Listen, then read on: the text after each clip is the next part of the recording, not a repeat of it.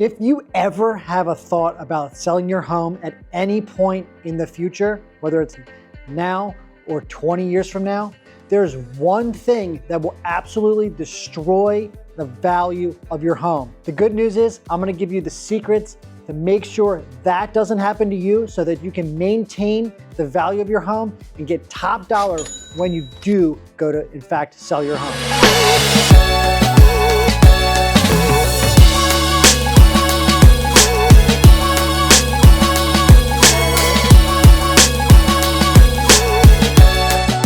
I'm Mike Mislinski with the W Home Group, and today I'm going to go over what one thing will destroy the value of your home and what few things you can do to make sure that never happens to you. Okay, so look, you have a home. You've bought a home. Maybe it's your first home. Maybe it's your second home. Maybe you have more than one home. The idea is to not only live in those homes and enjoy those homes, obviously, but to make sure that they are a good investment for you long-term, because there will be a point where you may need to downsize, you will need to move to another state, you may need to move closer to family, etc.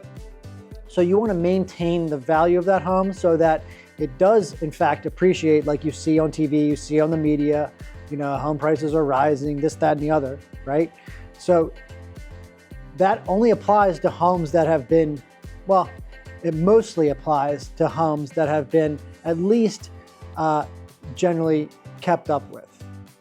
The number one thing that will absolutely destroy the value of your home, let me repeat, this will destroy the value of your home, is deferred maintenance. What is deferred maintenance? Deferred maintenance is any general maintenance that the home has requirements for. So let's go over those things. Roof. Have you kept up with the roof? How old is your roof? Is the roof leaking? Are the shingles falling off? Are the gutters detaching from the roof? Is there any soffit that needs replacement? Absolutely maintain the longevity of your roof. Having it cleaned off, don't have trees laying on top of it, etc., is a huge factor when keeping up with your home. Now, this really runs down the spectrum here. Are the gutters maintained? Is there any cracks on the side of the home? Is any of the siding peeling off or falling off? Any of those things, along with making sure all the trees, the shrubs, the bushes are maintained, not overtaking the home. I can't tell you how many times I've seen a home where people have lived in it and they have all of these bushes and trees and everything growing, like encapsulating the home and trying to eat it almost. So they have all these things growing on the home, vines up everywhere. I know how cool does it look like when you're watching a TV or a movie and you see all these vines over these old columns and mansions and so forth. Well, that's actually not a good thing when you're trying to upkeep with the maintenance on your home. Okay.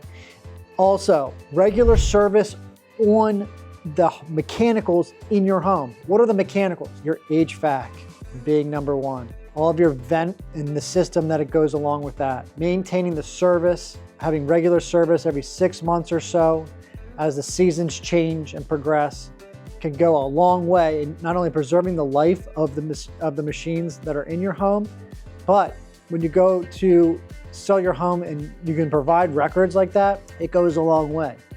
Not to mention just general cleaning. I can't tell you how much general cleaning, well, trust me, I have 2 kids with another one on the way.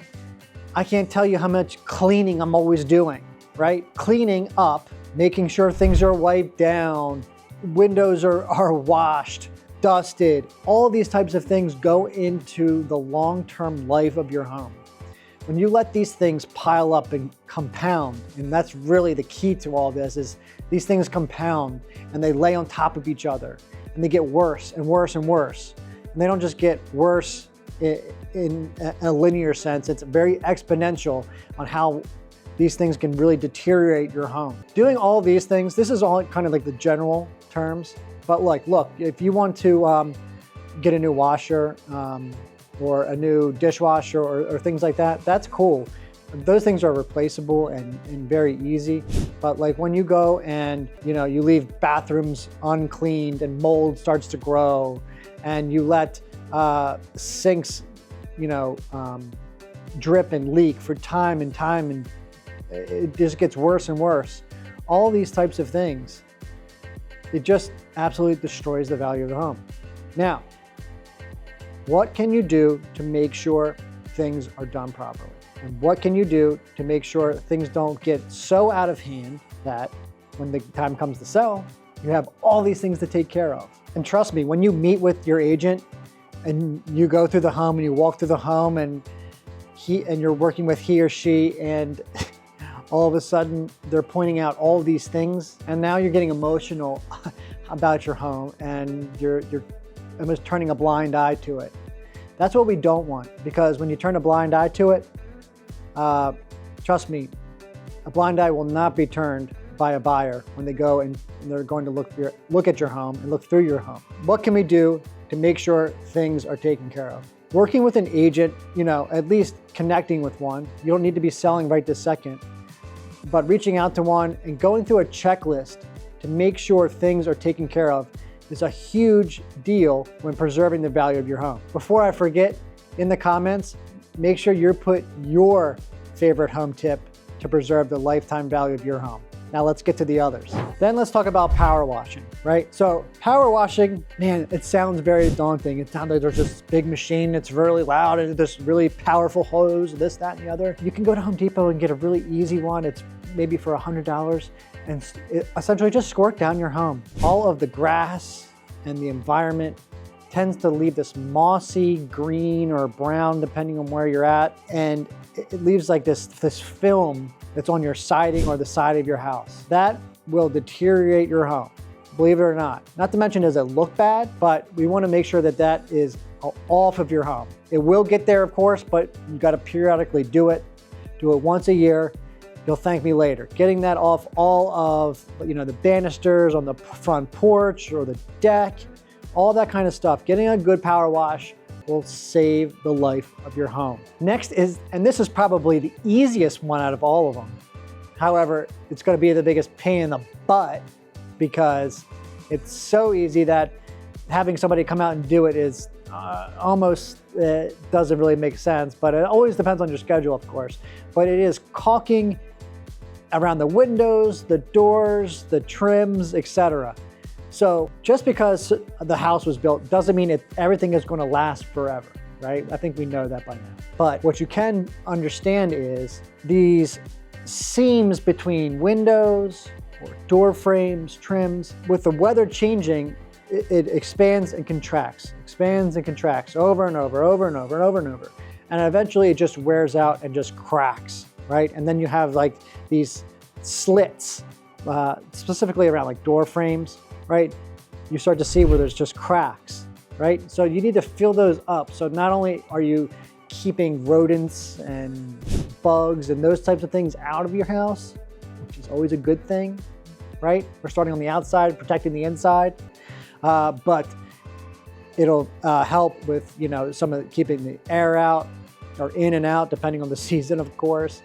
And it'll preserve the longevity of the home. If you leave these things exposed too long, they start to get bigger and bigger and bigger. Things start to come inside your home. It's never a good look. So, super easy. Go get an outdoor or an exterior caulk from Home Depot, a caulking gun for $1 or $2, and get out there either with your partner, your significant other, your kids, depending on how old they are, and start caulking up the things that are splitting. It's one of the easiest things to do.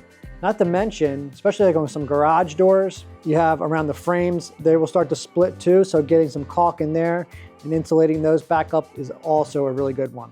And then to further that point, the weather strips around your garage, make sure those are all taken care of, because that's how some rodents will get in as well. That's a bonus tip. One unique thing we have here in Maryland now is that not everything is on public water and public sewer, right? So if you're in, some of the more confined areas, as the city areas, maybe like Columbia, Maryland, downtown Baltimore, Towson, Timonium, those types of areas, you're gonna be on public water and public sewer. But if you get into the more rural areas, so let's say out farther in Owings Mills as you approach Carroll County, Westminster, or up in Hereford towards where I am, and then maybe over in Phoenix, you're gonna come across well and septic. So a well is obviously your water and the septic is the sewer. Make sure, and I shouldn't have to tell you this, but at least for the people that aren't aware of